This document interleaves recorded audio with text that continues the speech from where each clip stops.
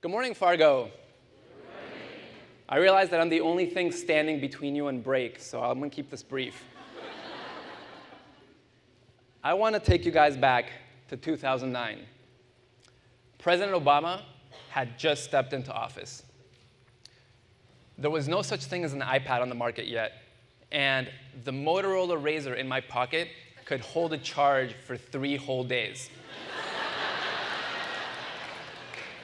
At the time, I was working from home, hard at work, developing a business around building websites. I really wanted to achieve this financial freedom dream that I had and travel the world and do whatever I wanted. In fact, the year before, I had spent 6 months traveling in Argentina, working remotely from there. At the same time, I had this sinking feeling that I was actually wasting my life. I didn't really like a lot of the clients that I worked for. The kinds of projects that pay well were not that meaningful to me. And I didn't have a lot of time for friends because I spent 60 hours a week working alone there. And one day, when I walked into my favorite lunch spot and for like the 100th time got a table for one, that was it. I realized I had to make a change, and I wanted my life to be different. And so in 2010, I closed down the doors to my design business, and I asked myself, what would it be to design a life around fullness?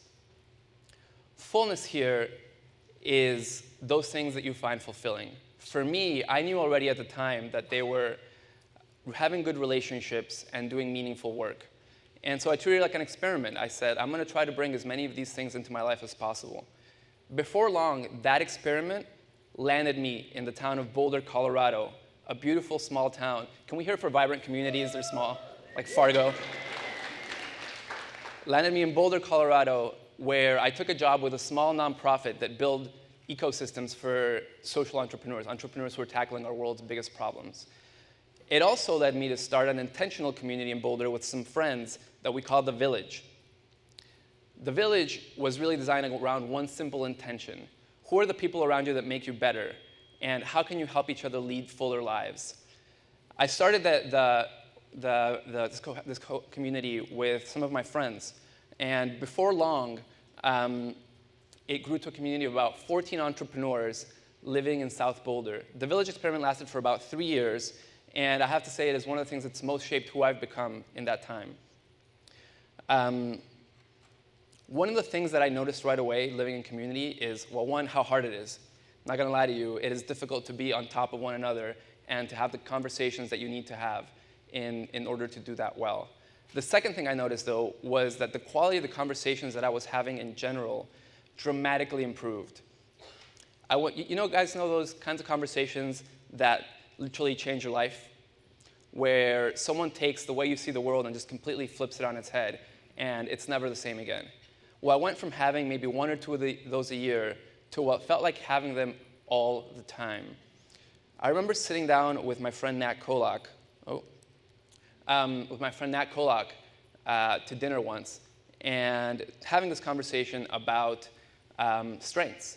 And Nat reflected to me at the time that something that I already knew about myself, that I have a strength in bringing people together and convening. But I saw it as something fun, and Nat named it as a real strength in community building. That night, Nat invited me to step fully into that strength, to own that strength in community building, both at home and at work. And I have to say that conversation probably changed the trajectory of my life from that day forward. That power that we have over each other to hold each other to higher expectations is something that I found that you can be really intentional about. And it's actually something that's known in psychology as the Pygmalion Effect. The Pygmalion Effect, still the wrong slide. The Pygmalion Effect says that when someone has high expectations of you, you naturally rise to those expectations. This is really obvious in sports, for example, where if you're playing tennis or you're playing golf with somebody that's better than you, you naturally rise up to their level, right? So it happens in life as well. When people have high expectations of you, you also naturally rise up to that level. there's this really crazy study that was done by an army psychologist in the Israeli Defense Forces, where he administered a battery.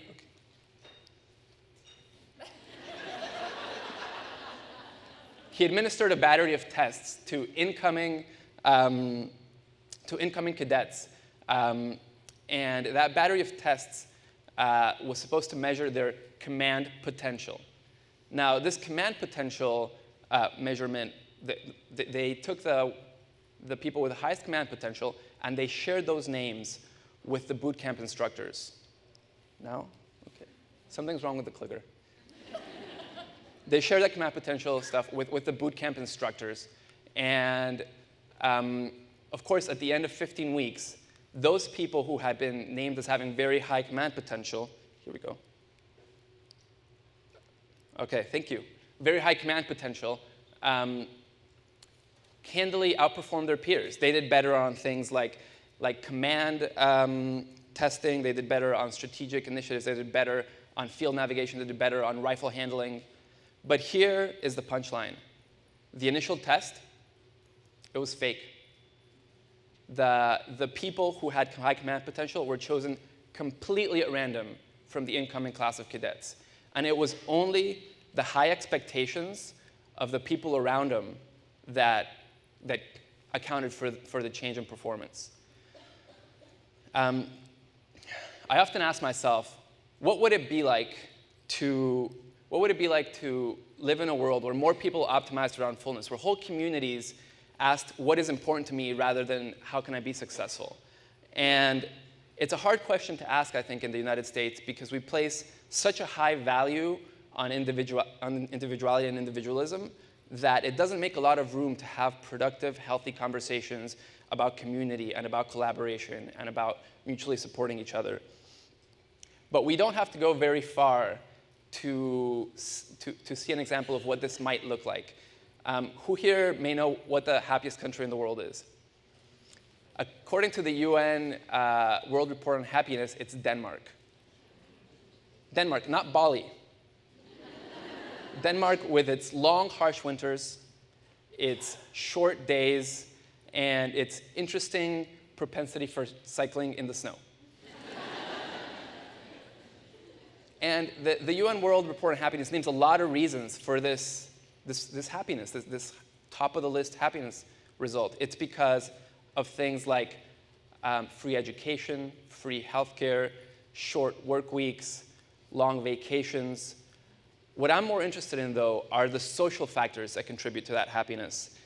The study names things like a culture of generosity. A full 40% of Danes report that they regularly volunteer for nonprofits, for community organizations, for culture organizations, and for local sports. A second thing is a growing trend towards living in community. 2% of Danes live in collaborative neighborhoods called co-housing communities. These are neighborhoods that are organized around shared resources. They're organized around people, not cars. They're mostly pedestrian. And they are not organized around a system of beliefs, mostly around helping each other. In these neighborhoods, people share tasks like cooking. They share tasks like childcare. They share tasks like maintenance of the grounds. And clearly, they get to spend a lot of time together.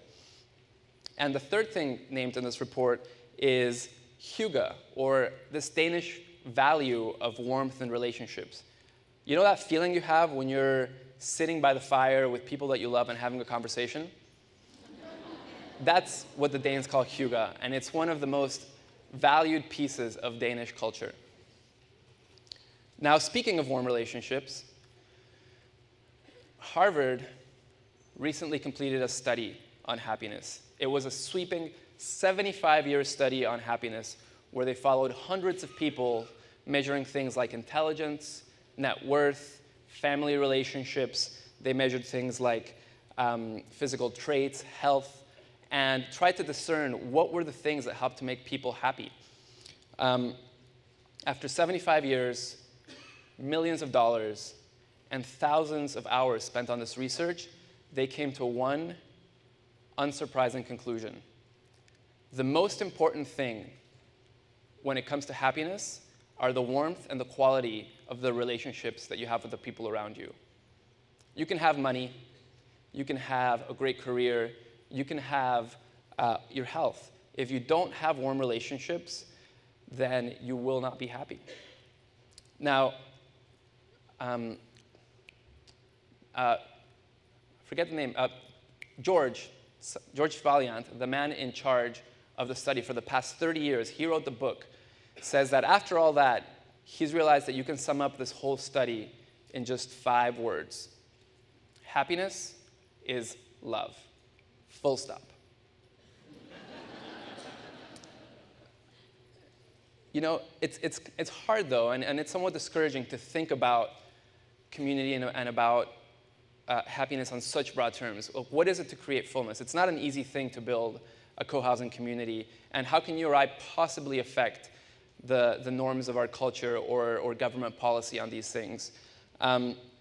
What I've found, though, over the past 3 years is that I've been consistently amazed by just how large an effect small tweaks can have.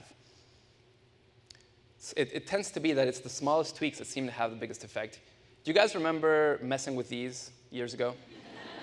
You would try to get it right because you couldn't get the picture, and you'd move it a little bit more, and then you get to that point where that last quarter turn would just bring the whole picture into focus. So I found that around building community, it's those small quarter turns that make the biggest difference. For example, for most of 2013 at the Village, we decided to do a scheduled family dinner. Every Wednesday night at 7:30, we'd get together, we'd make dinner together, and we'd sit down and eat. And at these dinners, people from the community were invited. Before very long, these dinners grew to have 40 people that attended them on a regular basis. And they gave us a space to share with each other our successes, to share the challenges we were facing in our businesses, and to ask each other for help.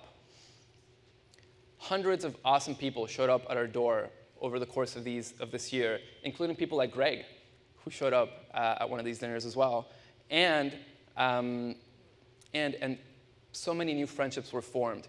People even picked up and moved to Boulder after experiencing some of these dinners and joined our community.